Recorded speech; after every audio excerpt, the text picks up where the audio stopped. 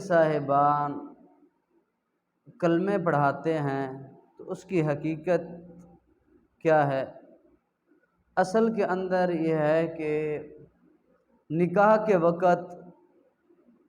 جو ضروری چیزیں ہیں وہ ہے، ایک خطبہ ہے، دوسرا ہے گواہان،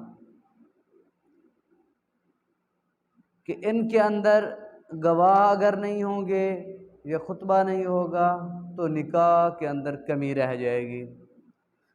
اور کلمے جو ہیں، کلمے مولوی صاحبان اس لیے شاید پڑھاتے ہوں گے کہ بعض اوقات یہ ہوتا ہے کہ بندہ اپنی زندگی کے اندر ایسے کلمات کفریہ کہہ دیتا ہے جس کی وجہ سے بندے کا نکاح بھی شاید نہ ہو، کیونکہ عورت اگر مسلمان ہو بندہ کافر ہو،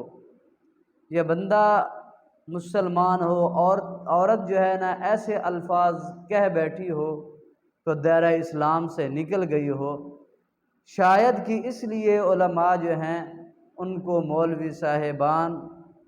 نکاح کے اندر کلمے پڑھاتے ہیں۔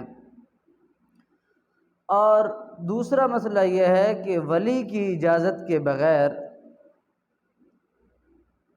دوسرا نکاح کرنا کیسا ہے؟ ایک عورت نے شادی کی پہلی، اور شادی کرنے کے بعد کچھ عرصہ رہی، پھر اس کا نکاح اس خامد نے ختم کر دیا، طلاق ہو گئی، پھر عدت گزرنے کے بعد کسی دوسرے بندے سے اس نے نکاح کر لیا والدین کی اجازت کے ساتھ، اور یہ بھی کچھ عرصہ رہی، پھر اس دوسرے خامد نے بھی طلاق دے دی۔ اب یہ عورت پہلے خامد کی طرف جانا چاہتی ہے اور والدین اس بات پر راضی نہیں ہیں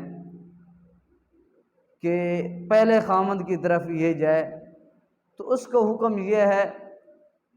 کہ اگر اس کا کوئی ایک بھائی اس بات پر اتفاق کرتا ہو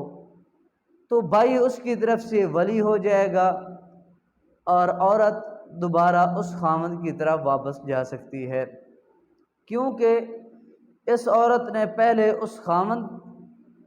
کے ساتھ کچھ عرصہ گزارا ہے، اس لیے وہ بہتر اس چیز کو جانتی ہے۔ اگر جاننا چاہتی ہے تو چلی جائے، اس کے اندر کوئی حرج والی بات نہیں ہے۔ اور دوسرا مسئلہ یہ ہے کہ والدین جو ہے، ماں ہے یا باپ ہے، ان کی غیر موجودگی کے اندر بھائی ولی بن سکتا ہے یا نہیں؟ بھائی ولی بن سکتا ہے۔ اس کی وجہ یہ ہے کہ اگر والدین اس بات پر راضی نہیں ہیں کہ اپنی بیٹی کا وہ نکاح کر کے رخصتی کرنے کے لیے تیار ہوں، ان کا مشن یہ ہے کہ اپنی بیٹی کو انہوں نے گھر میں ہی رکھنا ہے، جائیداد کی خاطر یا کسی اور معاملے میں اپنے گھر میں ہی رکھنے کے لیے اگر تلے ہوئے ہیں، تو اگر ایک بھائی اس کا اس بات پر اتفاق کرتا ہے کہ ہماری بہن کی کسی اور جگہ پر صحیح طور پر رشتہ ہو جائے، تو والدین نہیں مانتے۔ اگر نہیں مانتے تو کوئی حرج والی بات نہیں ہے، بھائی مانتا ہے، بھائی اس کی طرف سے ولی ہے اور اس کی اجازت کے ساتھ یہ نکاح صحیح ہو جائے گا۔